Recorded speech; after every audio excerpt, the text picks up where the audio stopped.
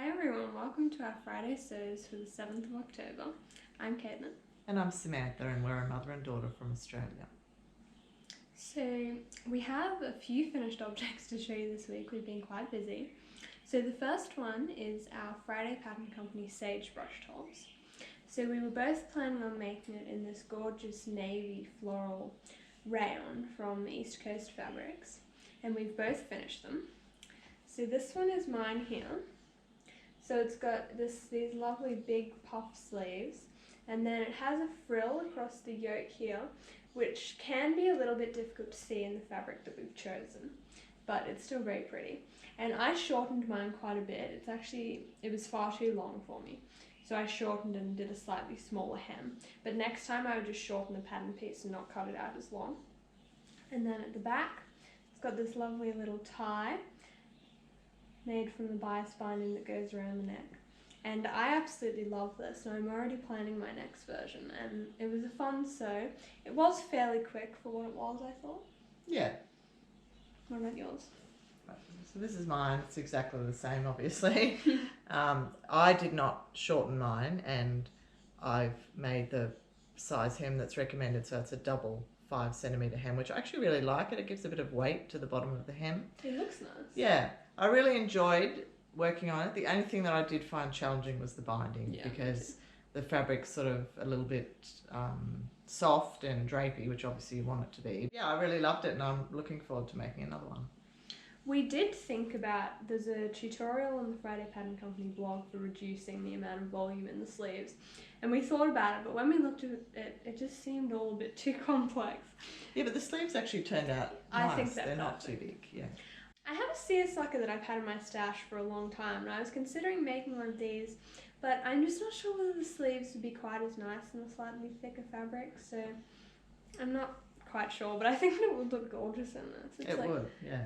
With Christmas rapidly approaching, it's getting to that time of year where we're starting to make our Christmas gifts, because we always end up with a last minute rush. I've made a book cozy, and this is it here. So I followed a YouTube tutorial. I'll link it down below. It was a really fun make. I really enjoyed it. So it's got on the back, I put a popper, and so you can put a notepad or whatever you want to put in there. And then it's fully lined on the inside. And then it's just got a little button, and I put elastic on mine to close it. So this is the large size, so it fits a book of that size. So I'll just pop that in there. So it fits it really nicely, and then you just put your little button over, or elastic over the button, and I put a little tag on the bottom that says Handmade, which I think gives it a really nice finish for a gift. The other thing too is it's actually got, I've put fusible interfacing on the inside, so it gives it a bit of structure and makes it stand up better. So I love the fabric combination. Yeah, I'm really, really thrilled with that. So I've also been making gifts. So I have been making bowl cozies. So I make them according to how my grandma taught me, but I have found a pattern from Lincraft that's quite similar, which I'll link below if you wanted to make some. So I have made 5, and then I have another 3 that I'm almost finished. So my first one is this little dog one with red on the back for someone who loves dogs. And then I've got this amazing Winnie the Pooh one. I love this. I'm tempted to keep it for myself, and then that's got green. And then we've got a bird one, again with the same green. That's for a bird lover. And then we've got a cat one. I think this is such a cute little fabric. And then the red, to pick out the red on the back. And then the last one that I've made is this one. So it's like this sort of postcard fabric, and then a blue dot. So I'm really happy with these, and I went somewhere and I took my sewing machine, but I didn't have my overlocker, so it was the perfect excuse to make something that wasn't like dressmaking. not that you need an excuse. No, but sometimes it can be slightly more difficult to like actually get into doing it. Like once you start doing it, it's fun, but then you know, you've got so many things that you want to make. So I really enjoyed doing that, and I look forward to finishing the other 3. I've been making some of these pot holder tea towels. So basically it's just a pot holder on the top, and then you sew the tea towel onto it, and then you just put a little button on there. So you can put it over your oven, just undo the button, feed it through the little handle and put the button on. So that was the first one I made. I think the tree button is so cute with the trees on them. Yes, I put the tree button to match the trees on the tea towel. And the next one I made was this one with the stockings, and then I've got the little matching stocking button. And then I made two that weren't Christmas ones. So there's this one here. That one's really cute. It takes two to mango. Yes. And this one here, which I actually love this one. I love the sunflower pot holder on the top. They're always very well received. They are. Even though I can crochet, I've never crocheted the tops on. My grandmother used to, but I just find it so much easier just to put the pot holder on there. And I think actually it gives it sort of a more modern take on the old crocheted topper. So yeah. So they're all the things that we've finished, but we do have a few works in progress. So my first work in progress is a pattern test for the petite dressmaker, and this is her new, well, it hasn't been released yet, but it will be, the Somerset dress. So this is it here. So it has a shaped waistband with gathers that come out of it, and it's the same on the back with the gathers. And then the version that I chose to make is this long sort of straight skirt, which will have a slit up the centre back. So it's really nicely finished on the inside. It's fully lined, and then it has an invisible zipper up the back, which is the first invisible zipper that I've ever done, and I am quite pleased with it.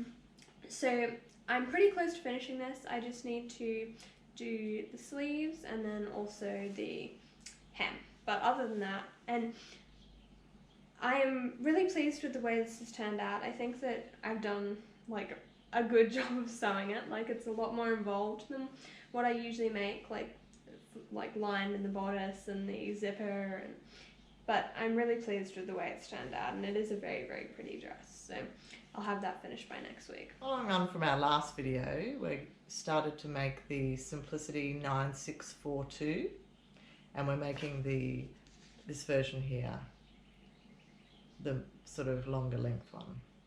I'm using this grey crepe with the blue sort of leafy pattern on it.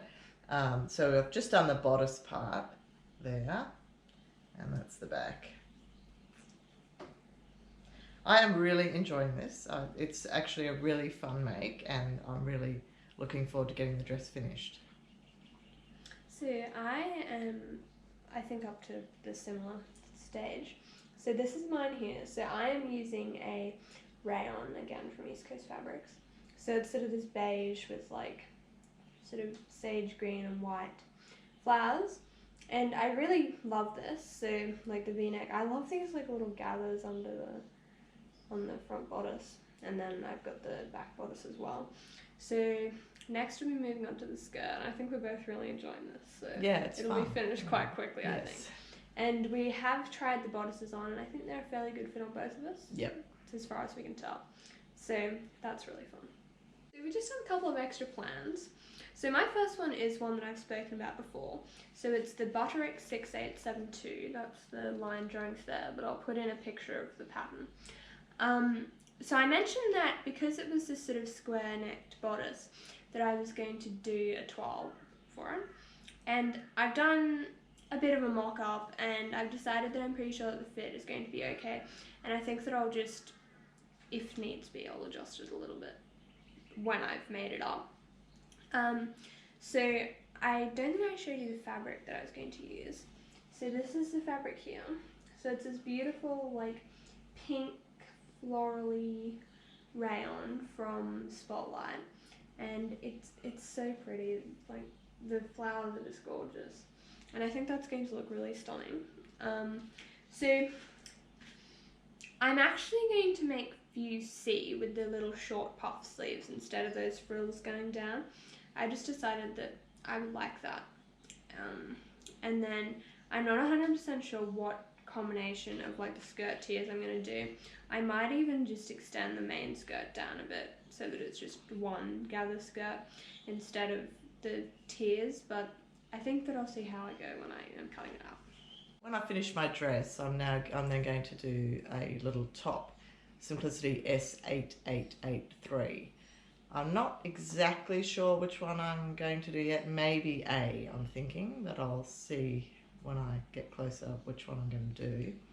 And this is the fabric that I've got, this really cute little floral with little pink flowers on it. So that's everything that we've got to share with you this week, but I think that we will finish quite a few things in the next week, so we're hopefully going to be back next Friday for another Friday Sews. Until next time, happy sewing.